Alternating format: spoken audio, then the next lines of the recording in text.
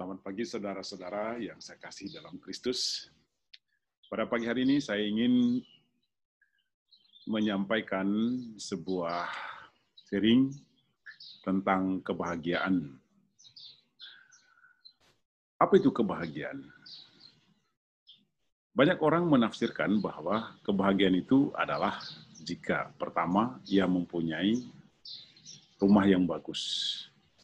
Yang kedua, mempunyai kendaraan. Yang ketiga, mempunyai pekerjaan, jabatan, posisi atau pangkat yang bagus. Dan yang keempat adalah ia mempunyai harta yang banyak. Nah, sebaliknya, kalau dia tidak memiliki 4 kategori itu, ia cenderung menilai bahwa hidupnya tidak bahagia.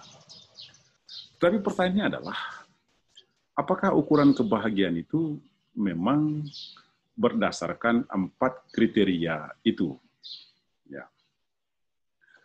Ada orang yang mencoba menerjemahkan kebahagiaan itu dalam perspektif yang lain. Apa itu perspektif yang lain yang diterjemahkan oleh orang mengenai kebahagiaan itu? Yang pertama, ada orang yang menilai bahwa kebahagiaan itu adalah ketika saya atau ketika orang yang bersangkutan itu memiliki disposisi hati yang gembira, hati yang bahagia, hati yang menyenangkan. Yang kedua, ada orang yang melihat kebahagiaan itu ketika ia memiliki kesehatan yang baik. Yang ketiga, ada orang yang melihat kebahagiaan itu ketika ia memiliki banyak sahabat, banyak teman.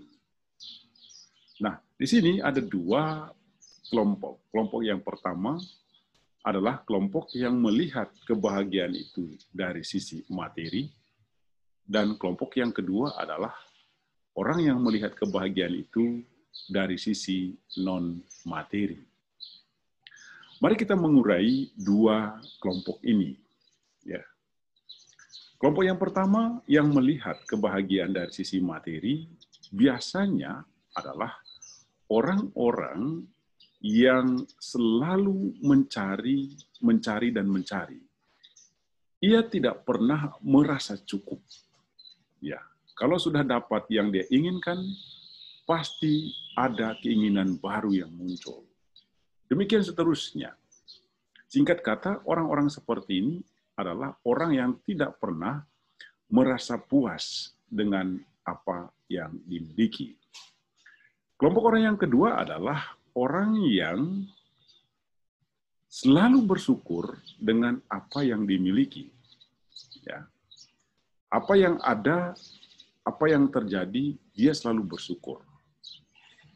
Nah, mari kita mencoba untuk mengurai lebih lanjut. Sebenarnya kebahagiaan yang hakiki itu yang seperti apa? Nah, kalau berdasarkan pandangan orang yang kelompok yang pertama tadi, kebahagiaan itu jikalau diukur dari segi materi, dan orang kelompok yang kedua adalah kebahagiaan melihatnya dari sisi yang lain. Ya.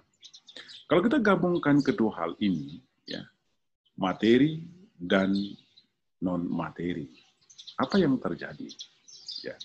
Kalau kedua-duanya orang tidak miliki, materi dia tidak punya, dan kebahagiaan relasional yang lain juga tidak punya. Apa yang terjadi? Apakah orang-orang seperti ini masuk dalam kelompok yang mana? Adakah orang seperti itu dalam faktanya? Ya. Kalau kita melihat dunia di sekitar kita, ya, saya ambil contoh aja lah, ya. Orang-orang yang selalu merasa bersyukur atas apa yang dia miliki. Ya.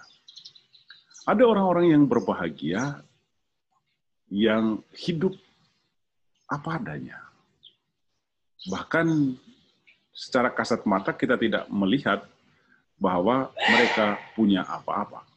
Tetapi kita melihat kehidupan orang-orang seperti ini, orang yang mampu berbagi berkat, orang yang mampu menjadi sesama bagi yang lain, orang yang sangat care, orang yang sangat perhatian. Ya. Kita melihat sepertinya ada kecukupan di dalamnya. Tetapi secara empiris, sebenarnya mereka tidak punya apa-apa. Tapi satu hal yang pasti adalah mereka mempunyai hati yang berbagi. Maka sebenarnya orang-orang seperti ini dapat disimpulkan bahwa orang yang berbahagia itu adalah orang yang selalu bersyukur. Nah, ini kebalikan dengan kita kebanyakan orang. Orang itu baru bersyukur kalau dia memiliki segala-galanya. Memiliki rumah, memiliki kendaraan, memiliki harta yang banyak, dia baru bersyukur. Tetapi, ya, orang yang tidak pernah memiliki apa-apa, ya, apakah dia tidak pernah bersyukur di dalam hidupnya? Maka sebenarnya kebahagiaan itu yang saya mau tekankan di sini adalah adanya kemampuan untuk mensyukuri segala apa yang ada. Ya. Maka saya selalu katakan begini, jangan pernah tunggu bahagia dulu baru bersyukur. Tapi bersyukurlah selalu, maka engkau akan bahagia. Bagaimana kehidupan yang bersyukur itu? Kehidupan yang bersyukur itu adalah kehidupan yang tidak pernah mengeluh. Kehidupan yang tidak pernah membenci. Kehidupan yang tidak pernah ada dendam. Kehidupan yang tidak pernah ada pertentangan, persaingan, dan apa segala macam.